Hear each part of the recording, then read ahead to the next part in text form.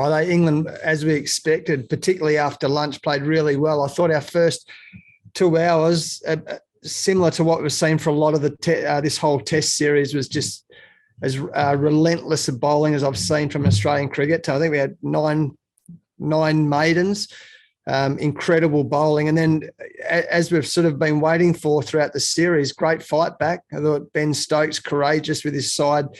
Obviously, Jonny Bairstow, a brilliant Test 100. He got pretty rough knock on his thumb. So really courageous effort from particularly Jonny and Ben Stokes, as we'd expected. It's been another great day of Test cricket. Nick Savage. Thanks, Cole. G'day, Justin. Just very quickly, are you able to provide an update on Scott Boland? He obviously went off the field today with a suspected side issue. Is he able to bowl tomorrow morning? Yeah, we saw he will be. He was actually all right to bowl tonight.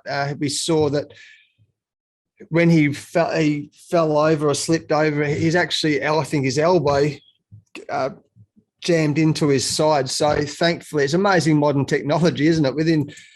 He went for a scan just after the break and we were looking at his ribs on the computer screen about half an hour later. So thankfully, there's no fractures. He's going to be sore in the cartilage between his ribs, but hopefully he'll be right to bowl tomorrow or in the second innings. So whether it's and tomorrow morning, but in the second innings, definitely. Thanks so much. Andrew Ramsey. Oh, hi, Justin. Just wondering if you could give a bit of an assessment on Cameron Green's bowling. Last summer, he couldn't sort of buy a wicket, and this time it looks like he might be getting a wicket every time he bowls.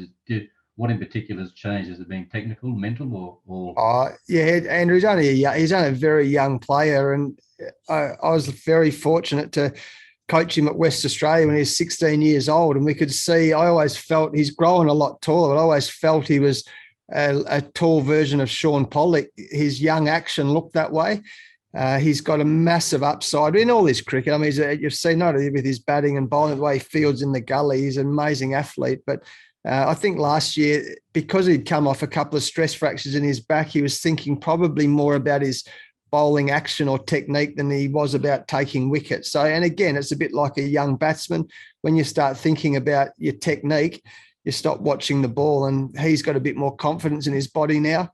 And again, what a prospect. I mean, he comes from so high. He's got great skills. He's a good competitor. So he's got a huge upside for us with the ball as well as obviously his bat. Andrew McGlashan. Hey, Justin. We saw a few deliveries all through the game really sort of jump at the batters from sort of just back of a length, and then periods where it seemed a lot more comfortable to bat on. Just what have you made of the surface, and how do you think it might go over the next 2 days, providing we don't get too much rain? Yeah, I'm not sure how it'll keep playing. Our experience last year was against India, as we can all remember, that I think we needed 6 wickets on that last day, and it didn't do much, or 6 or 7 wickets, 8 wickets, whatever it was on that last day, didn't do much. So time will tell. There was a good even coverage of grass, more even than I've seen here at the SCG for a very long time. But I think it's been a pretty good wicket. I mean, we scored 400 in the first innings. I thought Usman Khawaja's 100 yesterday was absolutely sublime. It was just so good for him personally. It was great for the team, great for the depth of Australian cricket, but he's so easy on the eye, isn't he? He's so nice to watch as a player. So great to see him bat well. And Jonny Bairstow scored 100 today. He took one to the thumb, but it looks like a pretty good wicket. So all up, it's been a good test wicket so far. And just quickly, if I can, Justin, I guess the partnership between Ben and Jonny today was kind of the first time where England have really taken it to your bowlers in this series. There have been a couple of hundred stands, but they've been a bit more sort of calm. How did you feel the bowlers responded to sort of being in that scenario probably for the first time this series? Yeah, I thought, as I said, I thought the first session was as good as, well, it was indicative of how we've gone. We've been really relentless with our lengths, our lines. We've had bowled good pace. And I'm not sure whether Ben, because of his side injury, threw a bit of caution to the wind, but we always know how dangerous he is. Where everyone in world cricket respects, if Ben Stokes, Joss Buttler and Jonny Bairstow in the middle start playing aggressively, they're going to put you on the back foot, right? So we all respect that. They did that today. I thought Nathan Lyon's wicket was important of Ben. we're going to have to be really good tomorrow to make sure that we stay in the contest with Jonny, try and get him out as early as possible, and keep the game moving forward. Thanks, Justin. Couple more here, folks. Dean Wilson. Yeah, hi, Justin.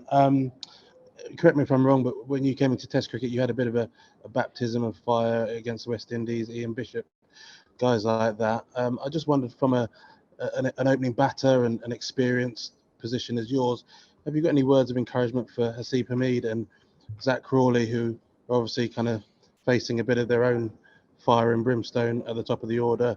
And any words for them?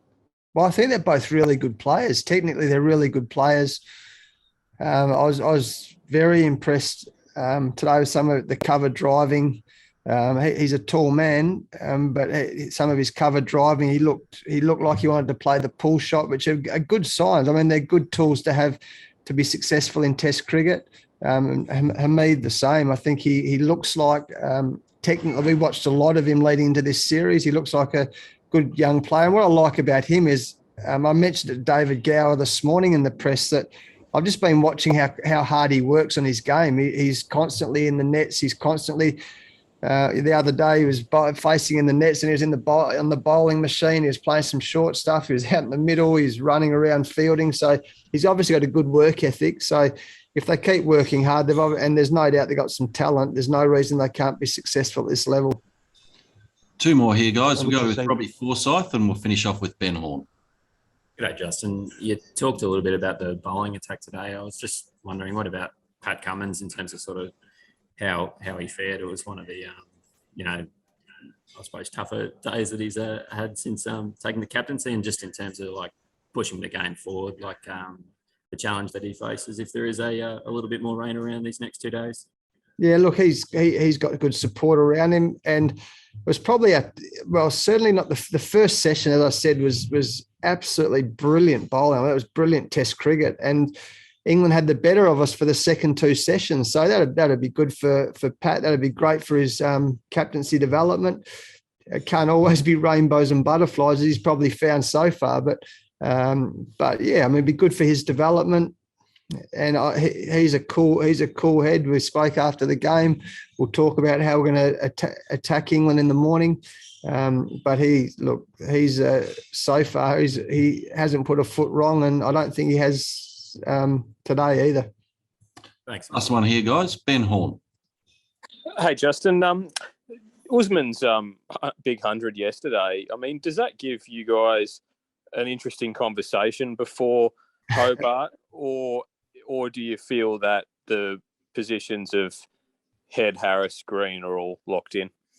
Oh, it gives us plenty to think about. No, it was the same as when Scotty Boland played so well, and we thought Josh Hazlewood was coming back into the team. Unfortunately, Josh hasn't come up. Hopefully, he'll be right for the white ball games. But it's not. They're nice problems to have, and it almost sounds like a cliche, but it actually is. I mean, you've got the Travis Head's 100 in Adelaide, coming back from being out of the team for a while, was just brilliant. A great show of maturity from him to come back and play as well as he did. Usman Khawaja, I mean, that was a dream yesterday. So, we'll have some thinking to do, but the series gone great so far, and we've made some pretty good calls so far, I think. So hopefully we'll do the same for Hobart as well. Justin, just to clarify, Josh he's no chance of playing in Hobart. You'll just sort of save him for the 1 days. Yeah, at this stage, it's looking like that, Ben. He had a fitness test, and it's been really tough on him. He's been really hanging out to play this Ashes series like everyone. He's missed 3 games to have one of our premier fast bowlers out of the series. I guess it's a bit like England missing one of their premier fast bowlers. We've missed Big Josh. At this stage, if I was a guessing man, I'd say that he probably won't play the next Test match, but we'll wait and see.